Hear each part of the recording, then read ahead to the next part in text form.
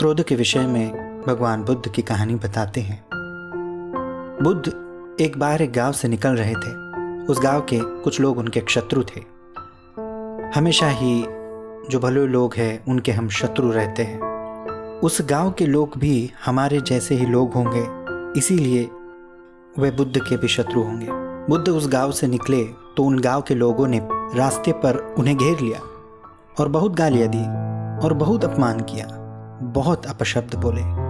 बुद्ध ने सुना और बुद्ध ने फिर उनसे कहा, मेरे मित्रों, तुम्हारी बात पूरी हो गई हो तो मैं जाऊं? मुझे दूसरे गांव जल्दी पहुंचना है। वे लोग थोड़े हैरान हो गए और उन्होंने कहा कि हमने क्या कोई बातें कही है? हमने तो गालियां दी है, सीधी और स्पष्ट। बुद्ध ने कहा, तुमने थोड़ी देर कर दी। अगर तुम 10 वर्ष पहले आते तो मज़ा आ गया होता।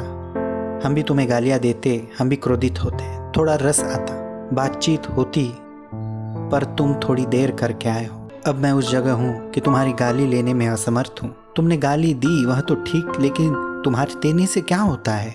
मुझे तो भागीदार होना चाहिए ना। मैं उसे लूँ तभी तो उसका परिणाम हो सकता है। लेकिन मैं तुम्हारी गाली नहीं लेता, क्योंकि कोई पागल ही गाली ले सकता है, कोई समझदार गाली कैसे लेगा मेरे मित्र?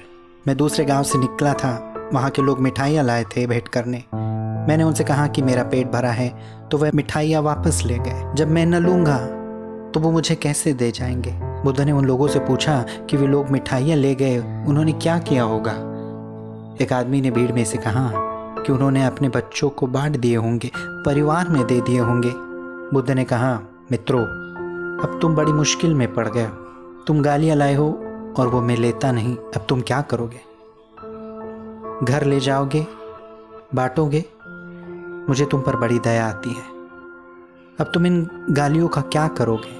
क्योंकि मैं लेता नहीं, क्योंकि जिसकी आंख खुली है वह गाली लेगा, और जब मैं लेता ही नहीं तो क्रोध का सवाल ही नहीं उठता। जब मैं लूँ तब क्रोध उठ सकता है।